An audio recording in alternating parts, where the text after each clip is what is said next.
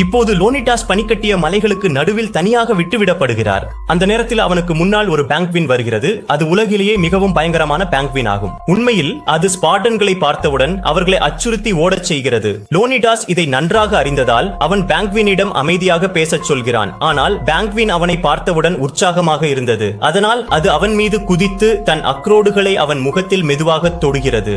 அதற்கு பிறகு அது அவன் முகத்தில் மசாலா தூவி விடுகிறது. அவன் முகம் சோர்கிறது. ஆனால் லோனிடாஸ் அதை தூக்கி தொலைவில் எறிகிறார். உண்மையில் அந்த பேங்க்வினுக்கு லோனிடாஸ் கடுமையாக பயிற்சி செய்திருக்கிறார் என்பது தெரியவில்லை.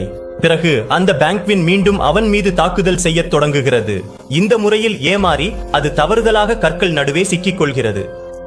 இதை பார்த்த லோனிடாஸ் அதன் உடலில் ஈட்டி குத்துகிறான். பிறகு லோனிடாஸ் பெருமையுடன் அந்த பெங்க்வினின் தோலை அணிந்து அரண்மனைக்கு திரும்புகிறான்.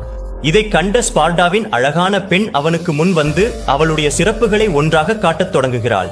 இதை பார்த்த லோனிடாஸ் மனம் கவரப்பட்டு அவளை நேராக ஸ்பார்டா ஸ்டைலில் முன்மொழிகிறான். ஆனால் அந்த பெண் பதிலாக அவனுக்கு சில எண்களை எழுதி கொடுக்கிறாள்.